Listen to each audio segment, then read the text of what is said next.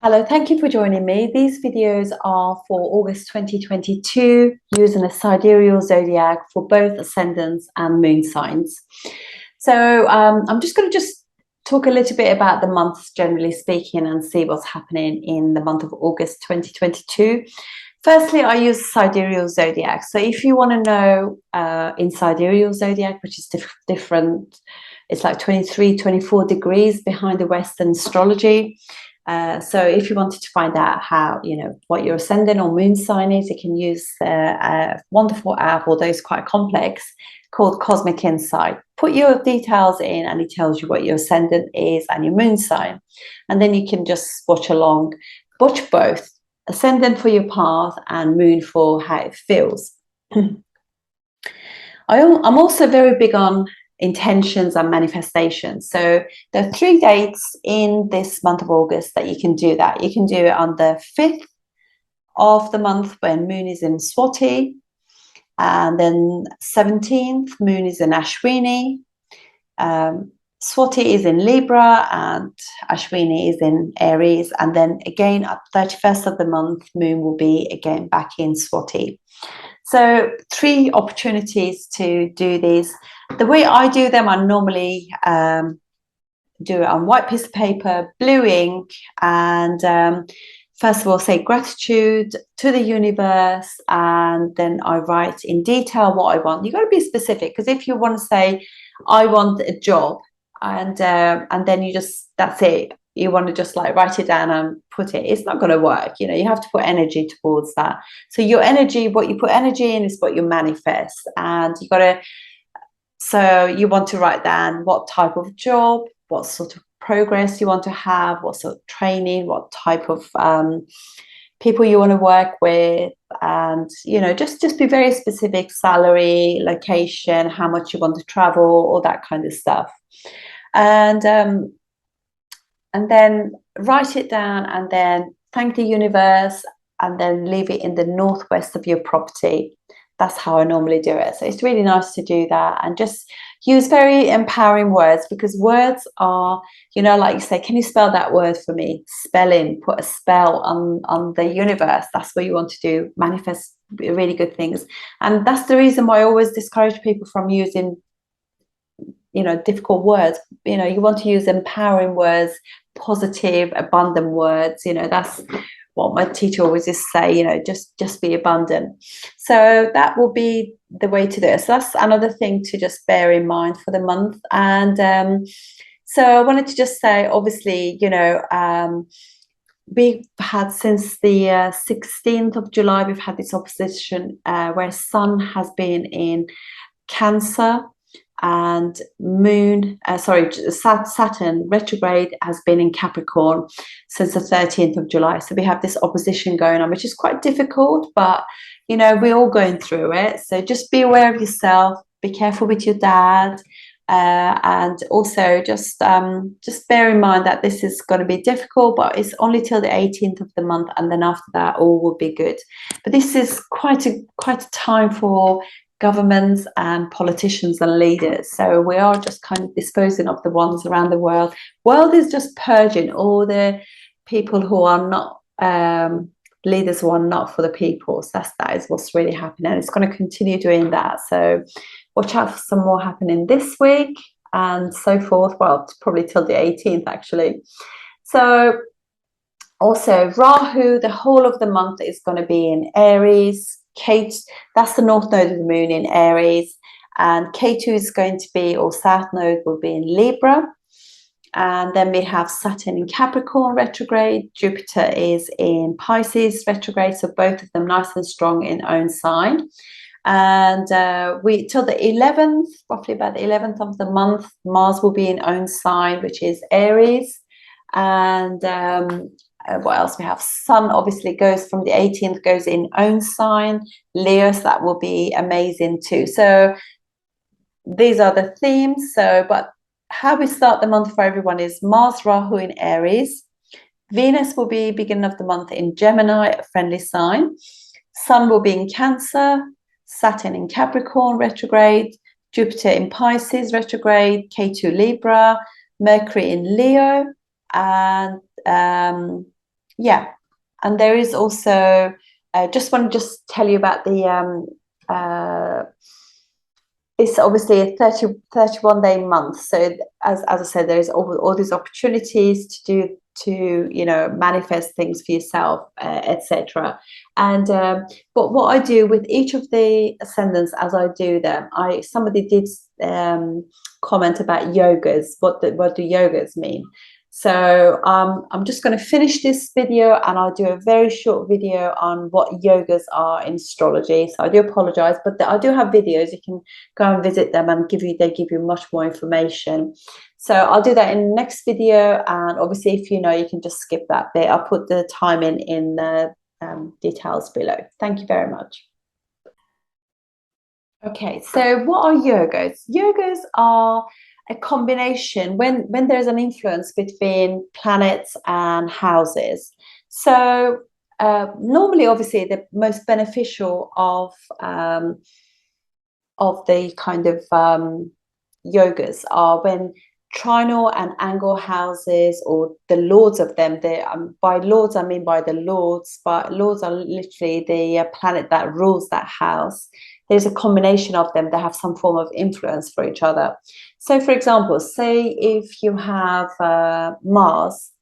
Mars is the first and eighth house ruler for, say, for Aries Ascendant.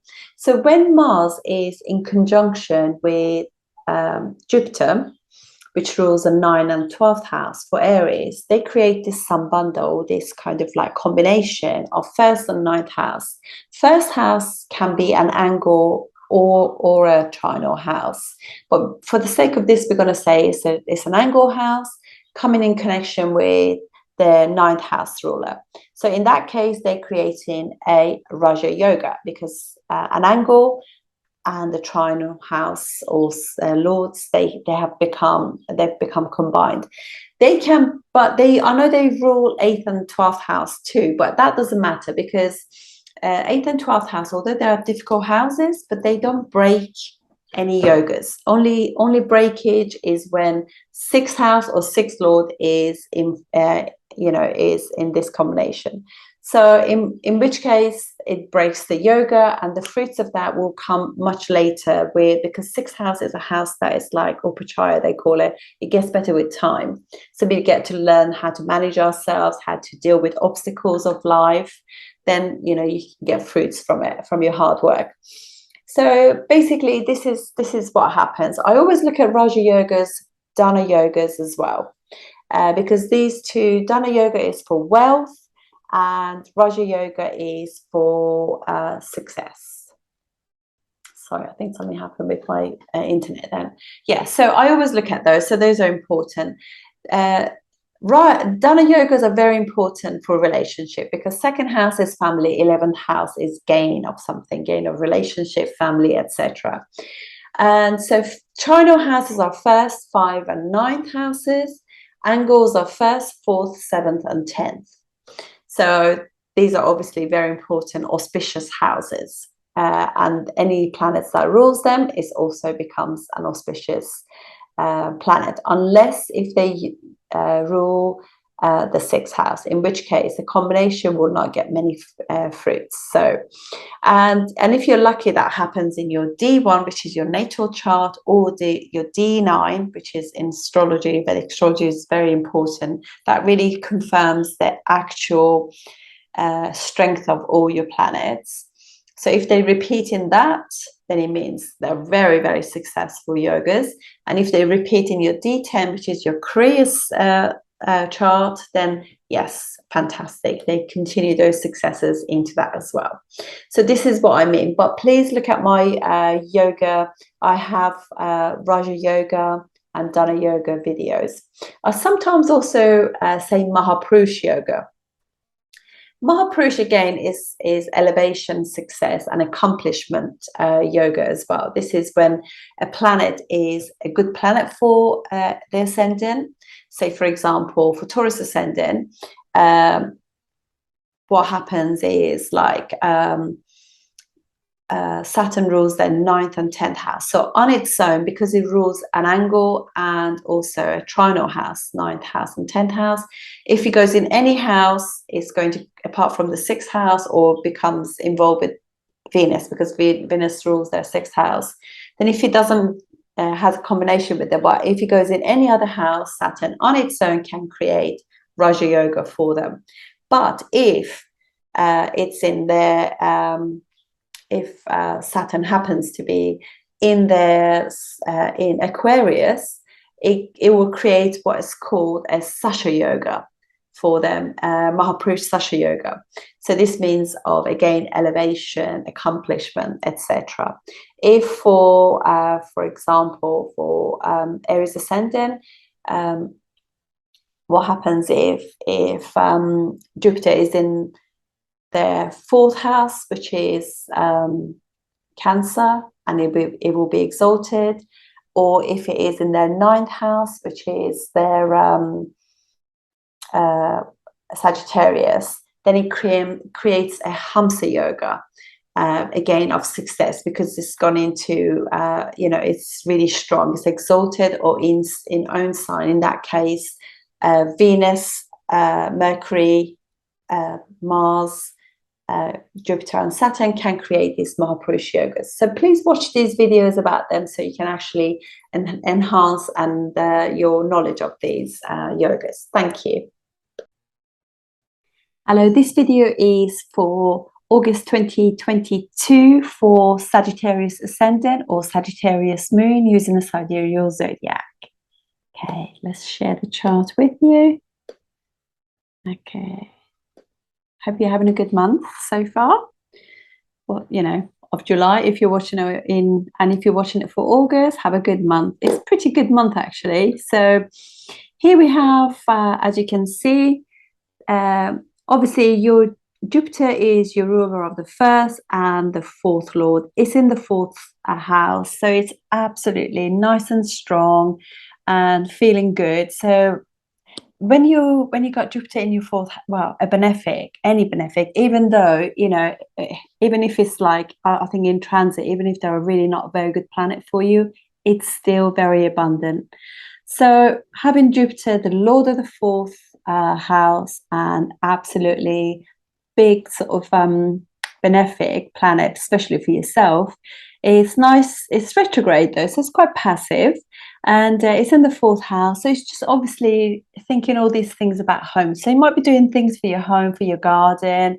Maybe you're like buying like flower pots or something, doing something nice, but it's just making you feel good, feeling good at heart, feeling optimistic in the mind, feeling stable. So that's all lovely. And it's also because Jupiter is so strong, and it's actually aspecting also what would be your 10th house Virgo.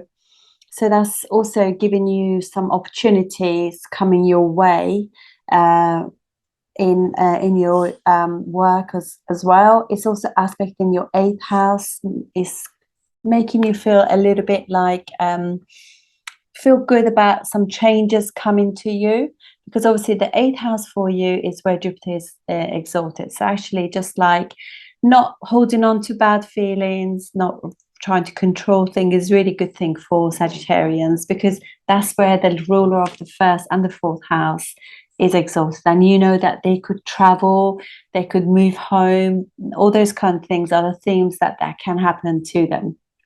It's also aspecting your 12th house of spirituality, and I just think that this is probably one of the signs that has had real kind of evolving of the soul, of spiritual awareness, awakening, wanting to be closer to people who are of the same kind of mindset too. So they've had a lot of connections with other with source. That's wonderful. So that's your ruler.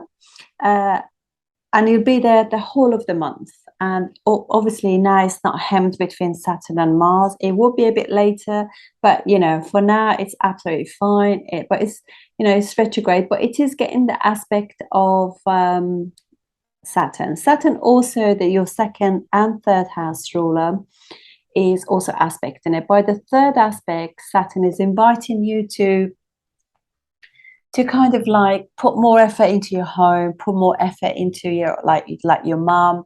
Obviously you want to just, you know, contact your mum every now and then, make sure she's okay, because it is, after all, it's a malefic aspect in it. And just, you know, communicate with your mom, make sure that you look after your car, you know, if you need a service or something, make sure you got plenty of fuel before you set off.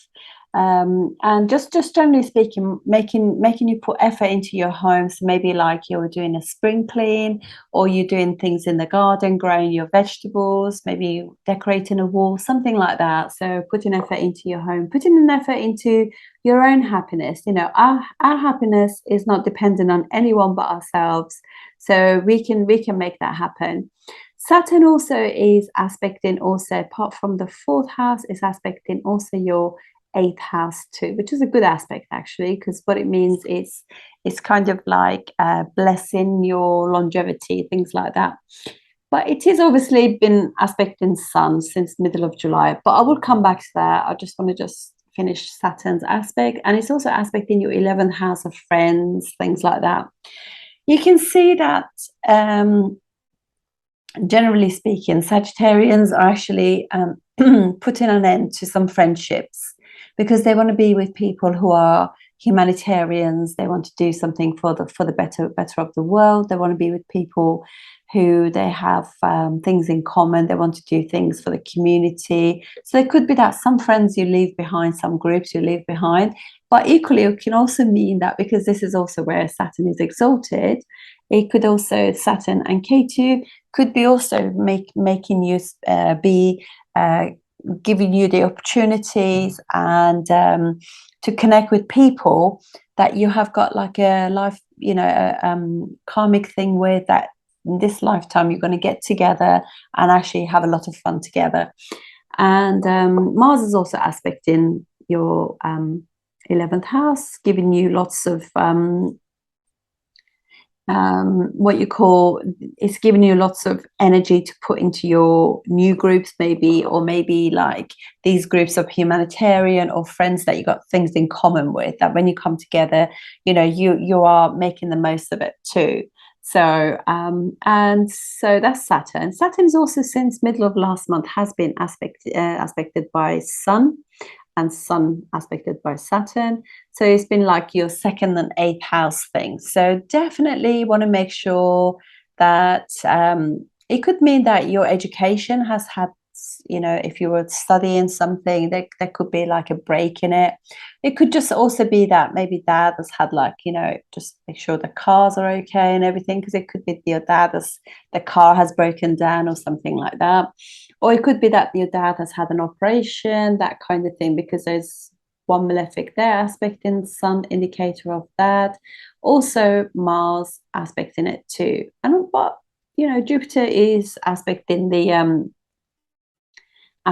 Sun as well, and also the ruler of your you know, Mercury is a really good planet for Sagittarians. So you've got like a benefic sitting in your ninth house, protecting your ninth house too. So and so yeah, although there could be like issues, but it should all be good. And so that's the Sun. Sun is also your ninth house ruler in the 8th house. So there could be some changes in your belief system during this time. Some of your traveling plans and things like that could change, something like that. Or you could also be like, you're learning, because ninth house is learning things to do with the occult, psychotherapies, psychology, that kind of thing too. Or you just like, obviously all things like mindfulness and yoga and all of those healing, Reiki, all of those are part of the 8th house too. Now for you guys, Venus is not a very good planet. And Venus is like 6th house and 11th house ruler in the 7th house. In a sense, 11th house ruler aspect in the 1st house gives a really strong Raja Yoga. But because Venus is also 6th house ruler, it kind of breaks that yoga. But what it means that, obviously, to other people, your public image is quite Venusian. So it could be that you're feeling good, you're quite friendly and everything with your friends and stuff like that. you wanting to have a good time, or you want to be of service. But it could also be with your partner, you have tiny little disagreements. But Venus disagreements are very different to Mars or Saturn disagreements. So it could be like a little bit of like, because it's in the house of natural third house of the zodiac, Gemini. So if there is niggly, it could be just like communication verbally, and it's all done, and it can actually be talked through and resolved as well. This can go with friends too. If friends are sort of there's a niggly issue there, you can kind of like talk it over. Gemini is very good, and Venus likes being Gemini, and the dispositor of Venus, also Mercury, is in in good, in friendly signs. So it's all good. And so that's for that one. And then we have Mars. For you guys, Mars rules your 5th and 12th house. So Sagittarius Ascendants can feel that emptiness syndrome when their kids go to university, or they go traveling, or they move out to get on with their own life. That's the natural thing. But right now you have like a Mahaprusha yoga with Mars really nice and strong in own sign, 5th house ruler in the 5th house. 5th house is sign of intelligence. It's also a sign of where you romance and fun things, going to the cinema, photography, just very, very creative. So it's actually Rahu is welcoming you to do that, and Mars is putting massive energy into it. You could also be doing too much of it too. But if you have got children, it could also mean that there could be some discord there as well, because Mars is obviously a little bit too wanting to just like, it's a bit impulsive. So you don't want to fall out with your kiddies. So there's that going on as well.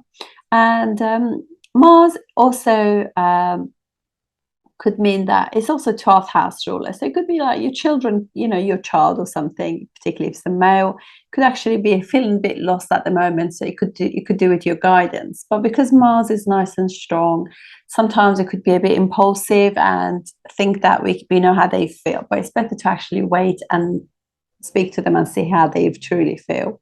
Otherwise, they don't disclose anything to us. So Mars, obviously, as I said, has got like it's got this protective 4th aspect, so aspecting Sun friendly to Mars, and so it actually helps it really in a sense. There could be some changes in circumstances of your, like, for example,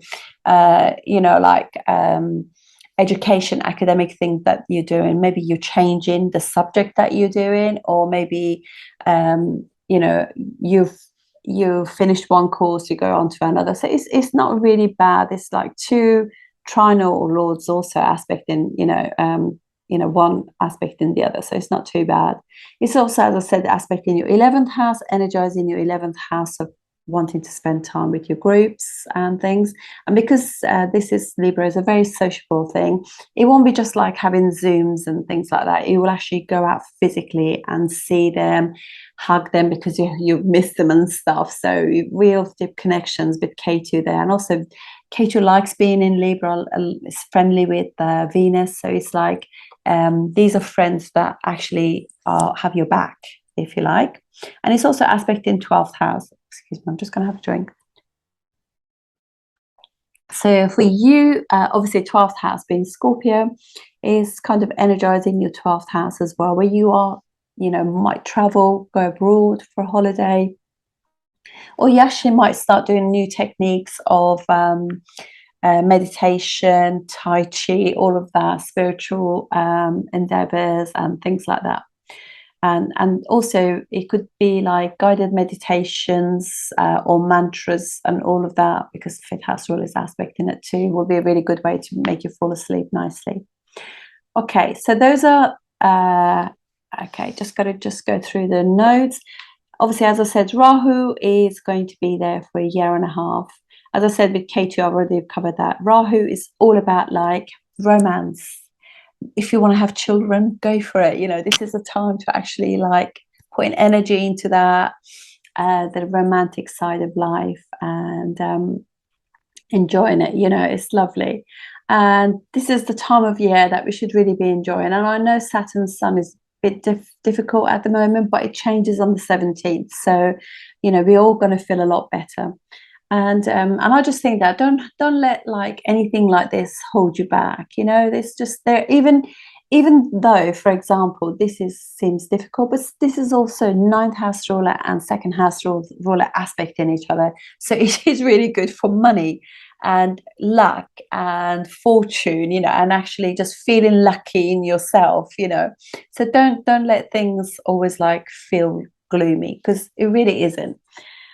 We only just, our words can actually manifest that. So always think positively.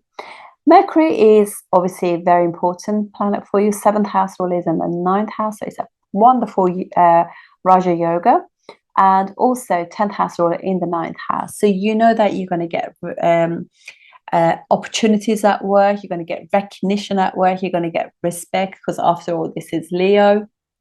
Yeah, and Mercury does so well there. So yeah, so you know that all is good. And also, even though the dispositor or the landlord for Mercury, Sun, although it's in the 8th house and being aspected by two malefics, but it's also being aspected by Jupiter and being hemmed between two benefics, Venus and Mercury.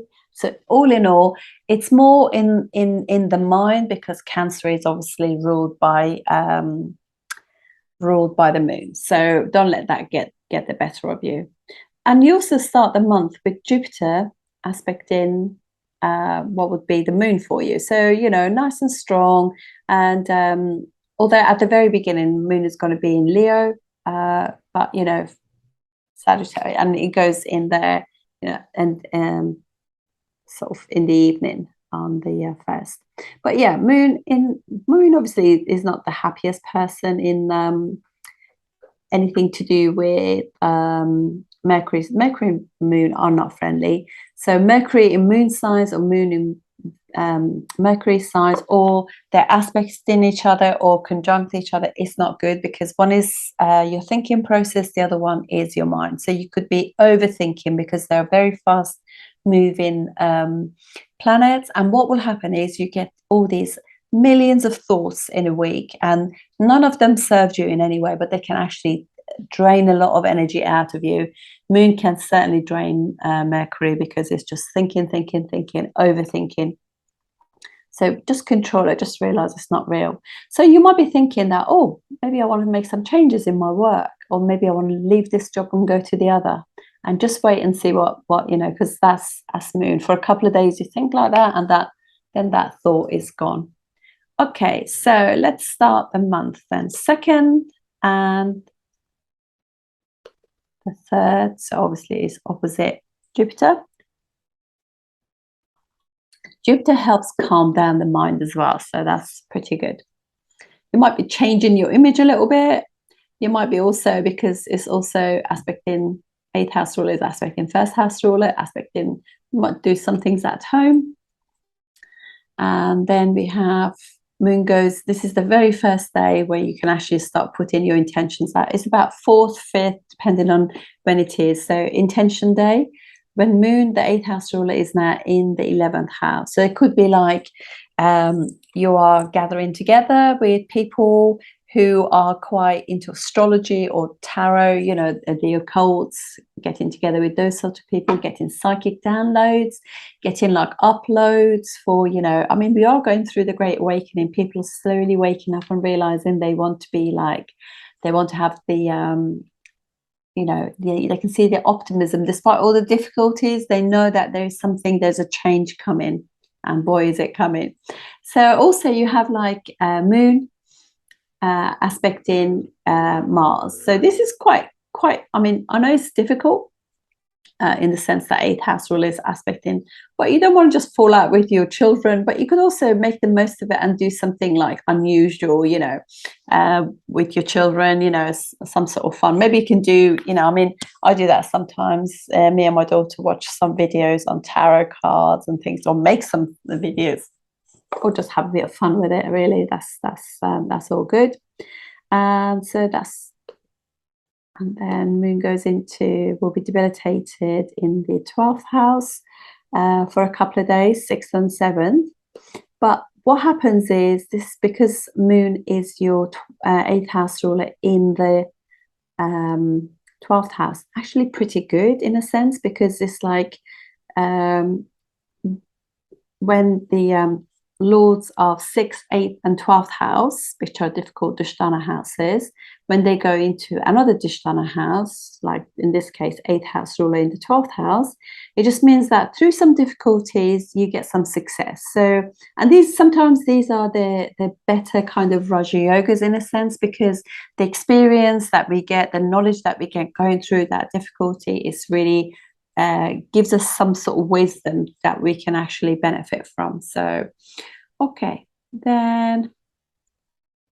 So you saw also Venus goes from 7th to the 8th house. And this is good as well, because obviously Venus is 6th house ruler in the 8th house. So that's good in a sense, because the same thing as another Biprat Raj Yoga. So it could be that some sort of difficulties, maybe with mom, maybe with sleep, because I mean, now we got like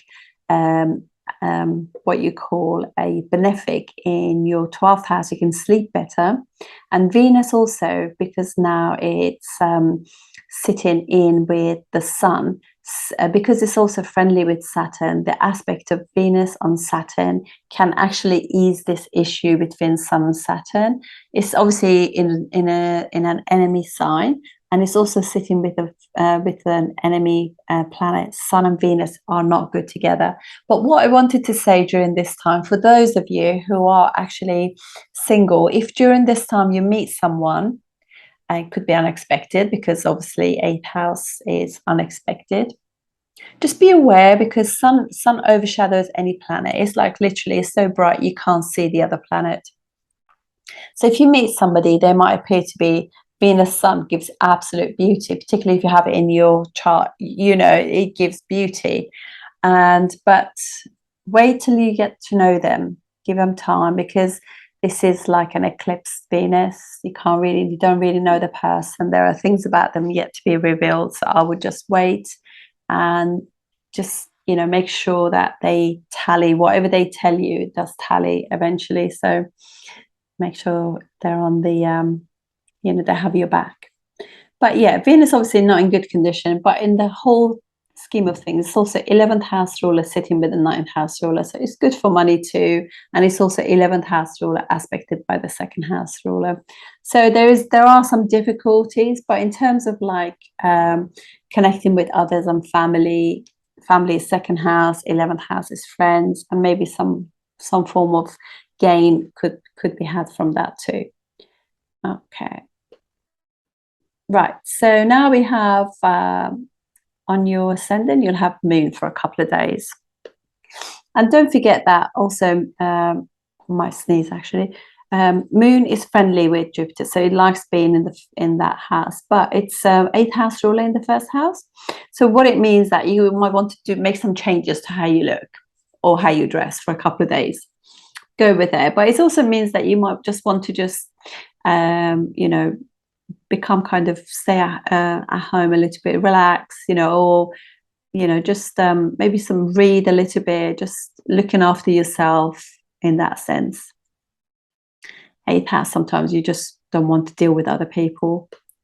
Okay, so now we've got a couple of days when Moon is with Saturn, and then obviously we have this full moon occurring between your 2nd and 8th house. So this could be like a sudden change in your wealth, sudden change in terms of mind and everything else. Next couple of weeks, you'll be thinking about like changes that you want to make in your things that changes within your groups of friends, or maybe you want to just like connect with your family and how you will do that. It could also be like in a sense, your dad and your mom are involved in this as well. Maybe like if dad is unwell, or maybe he's got like there's a bit of discord in the words that you exchange, because Saturn rules 3rd house. So maybe you want to, like, if you're aware those things have happened with friends or whatever, you want to just like reflect on them and make amends with them. Okay. and at the same time, you can see that Mars leaves Rahu, which is much better in this way, and goes into Taurus now. So, and Mars is doesn't do too badly in Venus's sign, and in fact, it's now in the 6th house. So, if you have had any health issues, and I know some what do you call it, Sagittarius Ascendants or moons, they've had some sort of health issues. But you know, this will actually, Mars will give you the energy, education necessary to go out and tackle any sort of health issues. You might actually start doing some sports as well, because 5th house is sports, 6th house is competitive sports, so it doesn't have to be anything with illness. But whatever it is, whether it's dealing with debts, enemies, health issues, healing, doing lots of exercise, getting yourself toned, this is the time to do it, for sure. One thing that occurs with this, though, is Mars is aspecting Mercury. So Mercury is speech and your nervous system, and now Mars, which is really inimical to Mercury, is aspecting it. So be careful not to say something that, you know, upsets your dad or upsets anybody at work or your spouse, really, just because you said it impulsively, because Mars can have that effect. And Mars is aspecting your 12th house as well. So it could the way to do this, because obviously it's a malefic, it's really to just have a good stretch before you go, or go for a walk, stretch your muscles and then go to bed. Or obviously otherwise bed pleasures too helps to navigate through that. Okay, so next one. So now we have 2 days where Moon is across from Mercury, as I explained earlier, although it's like really good in the sense that there are two, you've got 2 benefics in your 3rd and 9th house. However, it's also like, you know, because it's 8th house ruler in the 3rd house, so be careful not to upset any of your friends or your siblings by saying something that you shouldn't do. But you know, we could also be overthinking, but the other thing that can happen, we could actually change our situation, and suddenly out of the blue you book like a holiday or a weekend away, or just plan to do something with your either siblings, friends, or even spouse. So that would be the better way of dealing with that. Okay, then a couple of days of having Moon in with Jupiter in your 4th house. Moon has directional strength there, so it's actually nice in the sense that despite the fact that 8th house ruler is sitting with a benefic that's creating a Hamsa yoga as well for you. So that's a wonderful Mahapurush yoga by Jupiter, where you know you're feeling kind of it's for greatness, really. That's what's, you know, accomplishments and greatness, that Jupiter. So Jupiter is helping the Moon. So if there's any changes that you want to make to their home, or you want to suddenly go and visit your mom, this is a good time to do it. Okay. I was just going to say, it could also be, you know, I know for one of my friends, this is going to be like her mum has just been given a date to have a knee surgery. So that's like, look at that. That's amazing. Okay, so Moon in Ashwini. So now we have this day where the second day of doing our intentions. Again, check the times in your area, but this is lovely for putting the intentions out.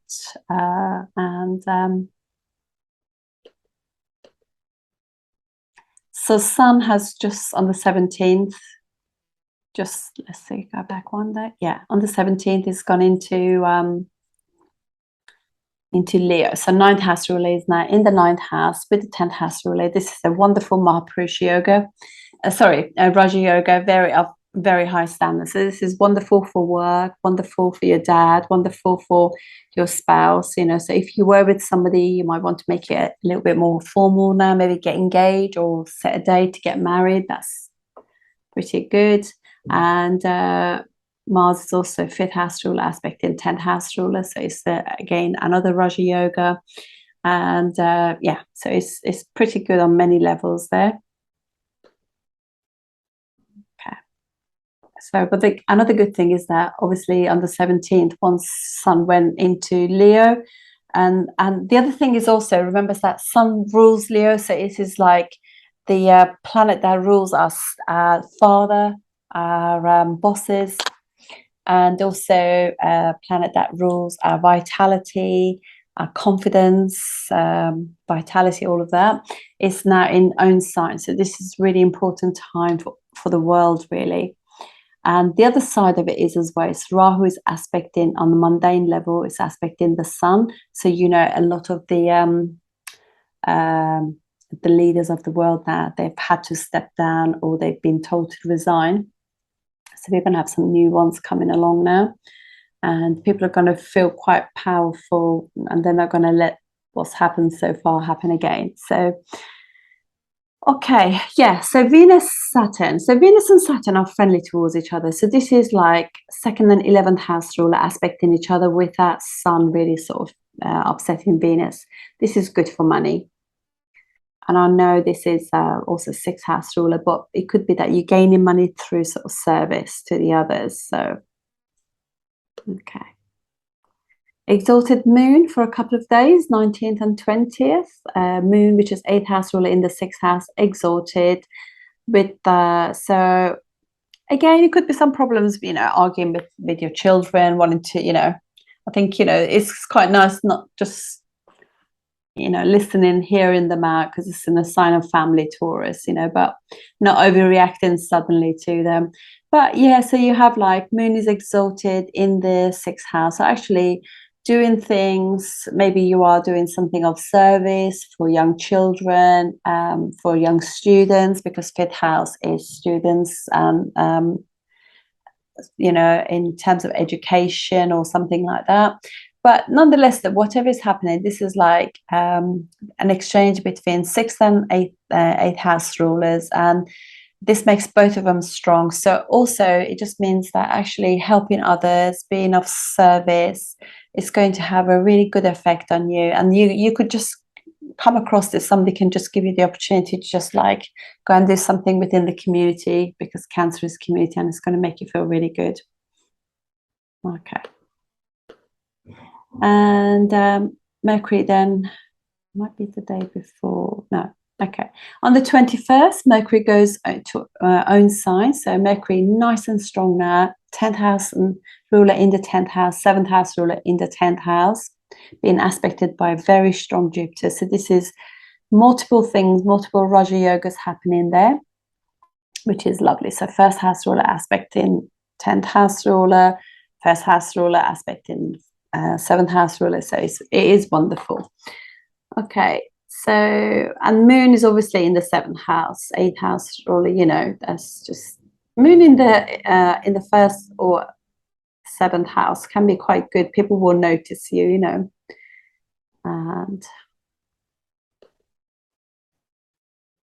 it could also be that you're feeling quite amorous with your partner, really. But I just want to point out again, still have this like your 9th house as being, so learning anything to do with like your belief system, learning, traveling, and what else, like publishing, all those kind of things. Very, very good time. Look to really strong benefics either side. And then, so Venus and Moon together in Cancer. Obviously, this is like 8th house ruler in the 8th house. It's also 8th house ruler with the 11th. You could suddenly gain some money.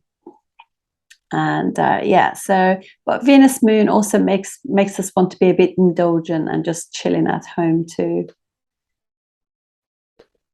Okay, now we have a new moon on the 26th in Leo. So Leo is your 9th house. So this is all about belief system. It's all about like your dad, mum, dad, changes in your, higher learning, higher education, changes, and you suddenly might book a holiday, or you might go traveling, or suddenly go and visit your dad, something like that. And it's whatever it is, quite joyous, you know. So because Maga, that this is occurring to, this is all about your lineage, your genes, your heritage.